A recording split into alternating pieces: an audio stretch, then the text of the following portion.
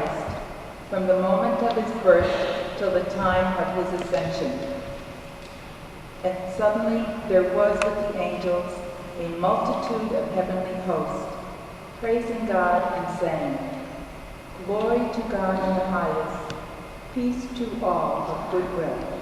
Calm condition of a person, a country, a world when all the component elements that go to make up the person, the country, the world, are correctly coordinated, rightly ordered to each other and to God. There is no possibility of peace for us in the world without, if there is no peace for us in our little world within. It will always remain elusive, given the vast inequities of the rich and the poor. Peace will not be realized given the destructive onslaught of our current economic systems. We are not at peace with nature and our environment.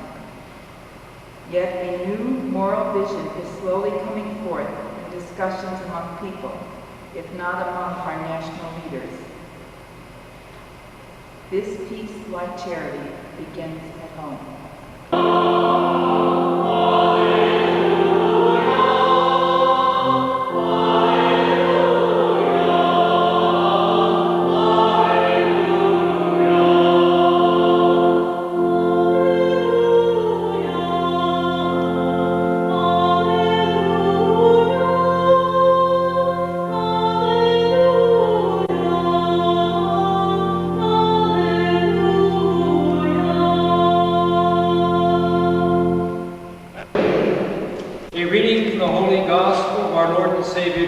Christ according to John.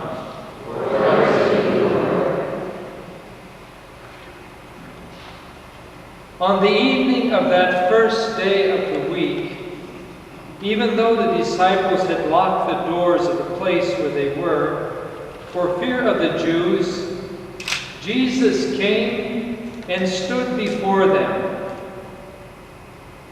"Peace be with you," he said. When he had said this, he showed them his hands and his side. At the sight of the Lord, the disciples rejoiced. "Peace be with you," he said again. And this, my sisters and brothers, is the gospel of salvation. My sisters and my brothers,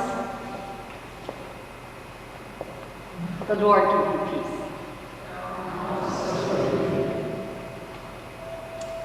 We have come this evening to dedicate a peace site symbol. And as Sister Joanne told us earlier, there is a story, and in fact there are many stories that are part of this dream that we have dreamed together. It began as a proposal of our General Council as a kind of way to crown with something very expressive and very beautiful our efforts as a community to manifest our desire to be true messengers of peace as part of our tradition and our charism. One day we broached the topic with our friends at Astorino and Associates, and the idea became jet propelled.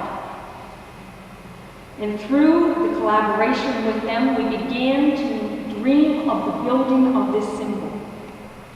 We found ourselves reflecting on the meaning of a Franciscan Christian symbol made of steel and aluminum, and its very material standing for this city, and men and women of the mills who were the earliest contributors and supporters and families and students and parents in Homestead and Southside and Esplin and up and down the rivers as this community saw its birthing here in Pittsburgh, Pennsylvania. We thought of a symbol rooted in stone, stones rustic and reminiscent of Francis, the church builder. Stones linking this symbol to stone grottos and shrines to our Lord and Our Lady throughout the world. Stones not only garnered here in western Pennsylvania, but stones transported from Lithuania and Brazil and Assisi and Ethiopia, touching the parts of the globe that have touched us and have formed us. As some of you well know, this particular piece of the story, the acquisition and the donation of these stones, consumed an enormous amount of time and thought. Sister Joanne Brzezinski now has an associate degree in the art of discerning qualities of stones that can be used for various kinds of building projects. But it's very fitting that the stones captured so much attention and were the object of so much care. Because from now on, every time we see them, we must hear within our hearts the words of the Holy Gospel that say, "Be you yourselves as living stones, built thereon into a spiritual house of which Christ Jesus himself is the cornerstone and the foundation." The story has other overtones. The story has harmonies that drift to us from another time and another place and another building project. We say in our charism statement that we are inspired, inspirited by Francis of Assisi.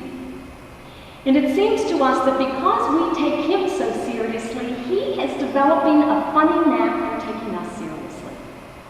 And that when we set out to do as he did for the men and women of his time, he seems to give us a real share of his experience.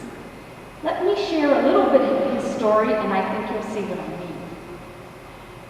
Many of us know that one of the early splendid moments in the conversion story of Francis, which is depicted here in this first window, is that it took place in a ruined country church. A Byzantine icon of the crucifix of captivating beauty haunted him.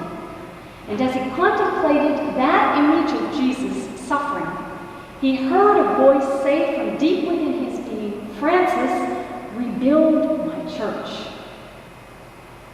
And not understanding fully the plan God had in mind for him, he did literally just that. He began to physically restore this little abandoned church and to protect the beautiful image of Jesus that it housed. The rebuilding was not a hobby, not a way to while away a Sunday afternoon. It was not a poetic gesture. In doing this work, he was forced to demonstrate exactly how serious he had become about forming his life on the pattern of the gospel. He broke with his business colleagues of the flourishing merchant guild, left his home and his father's plans for him. He became a day laborer, and for 2 years he subjected himself to public ridicule and backbreaking physical exertion to carry out this inspiration. Since he was banished from his father's house, he had no money to carry on the plans, although he did manage to make off with a bit of his father's silk stuffs, sell them, and use the money for at least the initial stages of the project. But then Pietro shut off his Visa card. And so Francis was in a pretty tough place in terms of continuing his project. And so he had to go baking. He baked first for oil to keep the lamp burning before that image of the cross. He baked for the very stones he was using, and he used to say to the people of Assisi, "Whoever gives me 1 stone will get 1 reward, and for 2 stones, 2 rewards, and for 3 stones, a treble reward." We have 1,000 stones. And therefore, we are bound, I think, to pray for a 1,000-fold reward upon all of the people who share this project in this room with us. And we have baked, or our friends have baked in our name. And now we have the stones, the steel, the aluminum, the shining light. We have made something beautiful for God at the corner of Grove in the Roberts Roads. But what is the meaning of the elements of this symbol? Some of it, I think, is fairly apparent to us. The dove of peace, of course, has its origins in Genesis, the story of Noah. The dove returns to the survivors in the ark, a sign of God's decision to spare the world further punishment for sin, and a sign that God, too, had a dream of peace for this fragile planet. A globe of aluminum shimmers between the dove and the brown cross. Our vision stretches like that globe around the world, and our hopes do not shrink from believing that really, honestly, someday we will hammer our swords into plowshares. But wishing won't make it so. We know that hard work, prayer, a willingness not to appropriate to ourselves the resources of this earth, but to see them the inheritance of all peoples and nations, that is the kind of redeemed imagination requires. But the largest element of our symbol is that magnificent brown steel Tau cross. It is the most mysterious and the most intriguing.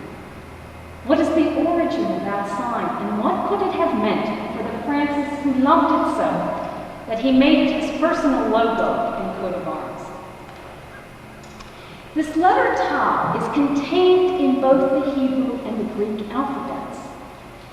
And it was a sign used frequently in antiquity and in the Middle Ages, and one that was precious to Francis. We know that he often painted that sign on the walls of the hermitages where he used to go to spend time in prayer, and that he used it as a monogram on his personal letters. And visitors to Assisi today can see the most famous example of all, his letter to Brother Leo, a letter of consolation when Leo was very, very troubled and lacking peace of heart. And Francis signed that letter with a large crimson tau. Two facts in Francis' life help us to understand why the tau so grabbed his imagination. The first is that in the year 1215, he was invited to Rome for a great church council, not unlike the Second Vatican Council, which has so impacted our experience. For 2 centuries, the church had been struggling to rid itself of political and moral corruption, a corruption that weakened its ability to announce the gospel convincingly to ordinary men and women. Innocent III, a powerful pope and leader of the council, opened this gathering with some 2,000 bishops and cardinals and abbots and founders of religious communities with a sermon in which he called for a threefold program of reform. And part of that reform was a renewal of the church through preaching a life of penance, or as we would say in a modern experience of the Spirit, a life of conversion. Innocent appealed to his audience with a famous passage from the prophet Ezekiel, in which Ezekiel the prophet hears the angel of the Lord say, "Pass through the center of the city of Jerusalem and mark with the tau the foreheads of those who weep and wail because of the wicked things done therein." The Pope continued his message. He reminded his hearers that the church could only become what it was meant to be if they adopted the message of Paul to the Galatians. God forbid that I should glory in anything but the cross of Jesus. And he ended his stirring speech to his brethren with the words, "Be therefore champions of the tau and champions of the cross." Francis, always a knight and a troubadour at heart, was stirred by this appeal, and he willingly took up the challenge. He and his brothers and sisters pledged their every human energy to this new rebuilding of the church in its moral and spiritual dimensions. But as the Crusaders adopted a military program that they believed was God's will for the reform of the world, Francis rejected war as a solution to the conflict with Islam and pledged himself to preaching the message that God's goodness spills out in peace among persons and respect for all of creation. Francis knew another meaning for the tau. During his visit to Rome, he encountered an order of brothers of St. Anthony the Hermit. These brothers operated hospitals for lepers throughout Europe, and they were known by the people for their creative and compassionate approaches to these most despised, suffering men and women. It became possible, because of the lives of such religious, for medieval people to see in the leper the face of Jesus, and to overcome their dread of this disease in order to serve these people banished to the fringes of society and denied ordinary health care resources. And these hermits, the brother of St. Anthony, who often gave hospitality to Francis when he stayed in Rome, used as their insignia the tau. And thus for Francis, who saw also Christ in the guise of the leper, this symbol began to hold for him a double calling of service to the poor and a message of peace to be proclaimed to everyone. The passage of time has distanced us 20th century people from the power that this symbol had for Francis and his friends.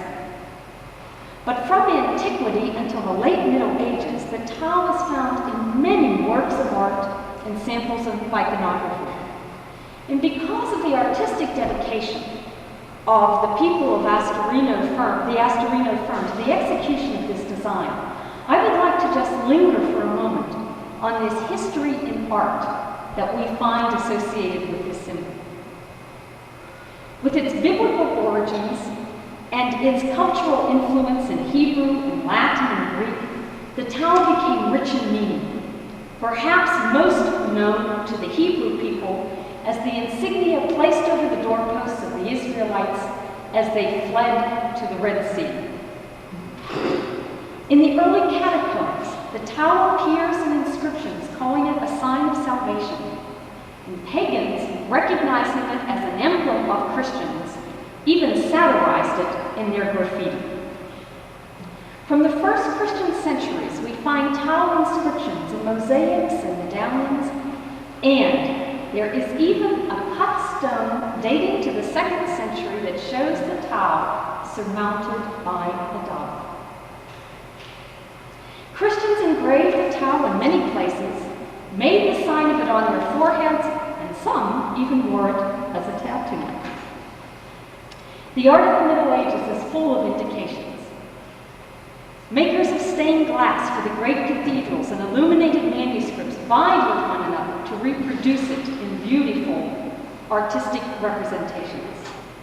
Among famous artists who have incorporated the tau into their religious expressions, we know Henry Belchos of the Burgundy School, Van der Weyden, Sasetta, Tintoretto, Jerome Bosch, and Jan van Eyck. These works and others like them can be found today housed in such repositories as the Louvre, the Yale University Art Gallery, the National Library of Paris, the Prado in Madrid, the British Museum, the Palace of the Doge in Venice. And now, a new Pittsburgh original 20th century image of the tau arises a result of El de Astorino and the Sisters of St. Francis of the Providence of God. It is not often that our congregation has commissioned an original work of art, and the experience gives us much to contemplate. It is important for us to take into account that God spoke to Francis and San Damiano through a work of art.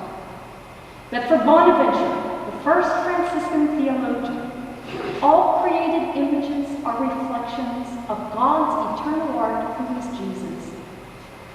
And thus we have dared to place this symbol before the men and the women of our little part of the world in the hope that the Spirit of God will reach them through this medium that we bless today. Finally, let us recall that this peace symbol will be for us a summons.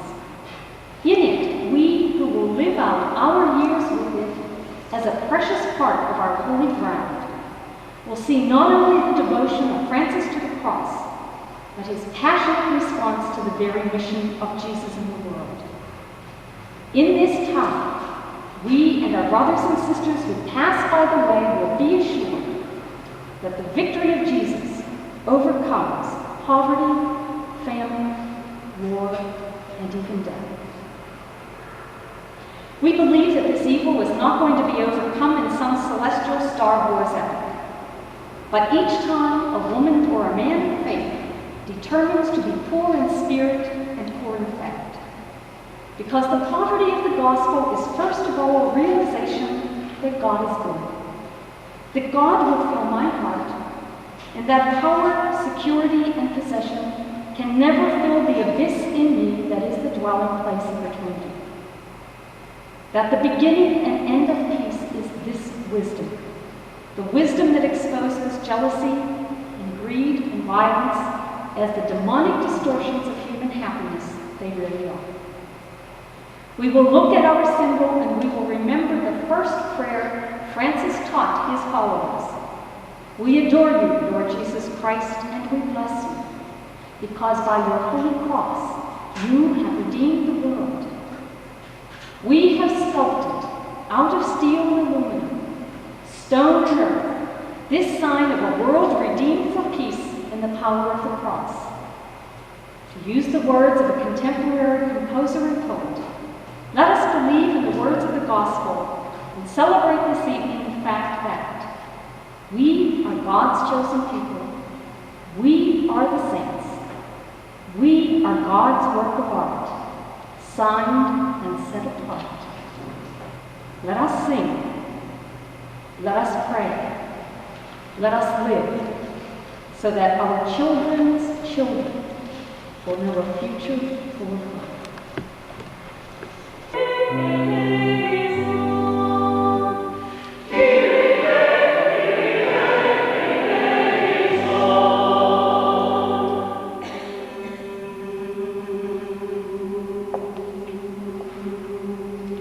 We are a people who seek peace. Therefore, we affirm today. We live in the shadow of war, declare our hope in the future. We renew our belief in the holiness of the earth and the sanctity of life. Peace with all people for goodwill. We affirm that our earth's security rests not in armaments, but in the justice of adequate housing and food, in education and meaningful work.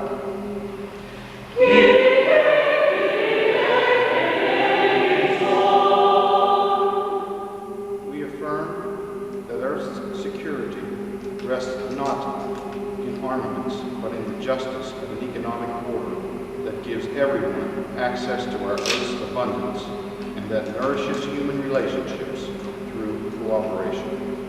We affirm people over property, community over alienation, respect for others regardless of age, class, race, or sex.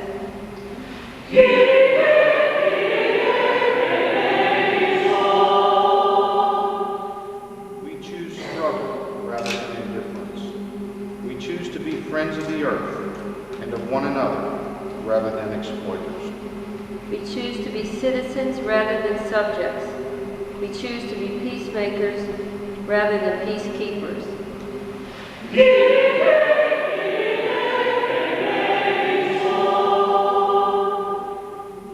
Before us today are set life and death. We choose life, that we and future generations may live. Let it be so. Amen.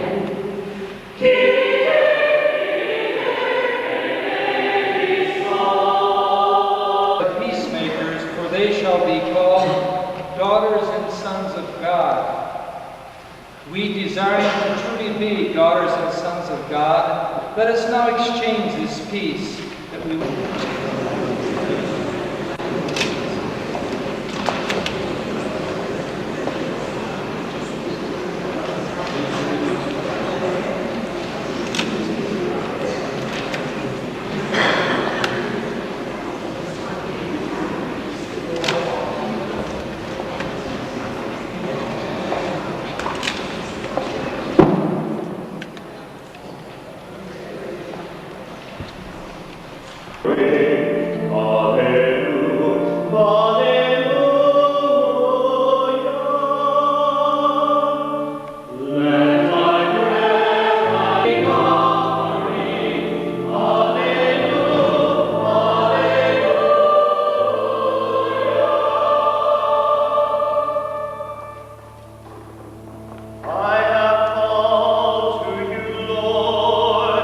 Hasten to help me.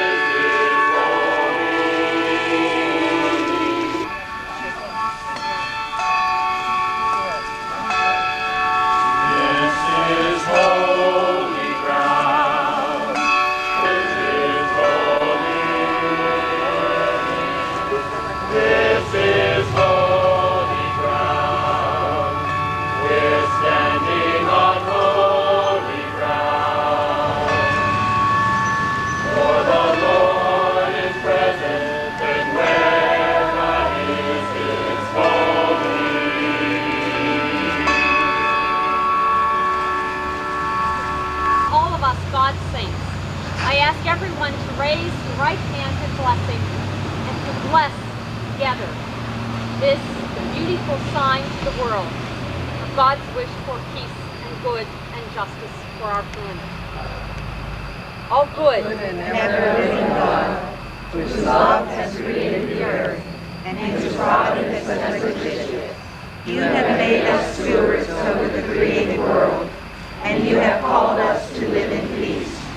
We ask your blessing upon this symbol of peace, and may all who see it be encouraged to live in peace. May your presence bring harmony and peace to all who come here.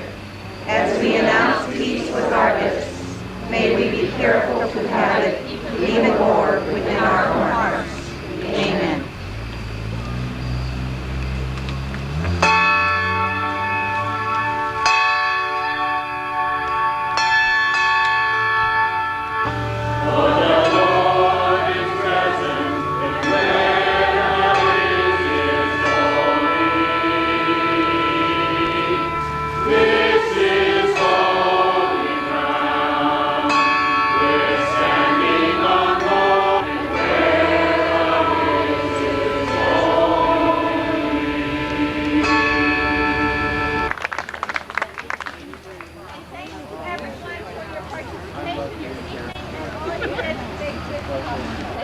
Without all of you, there wouldn't have been. That's great. You're so exciting. So much.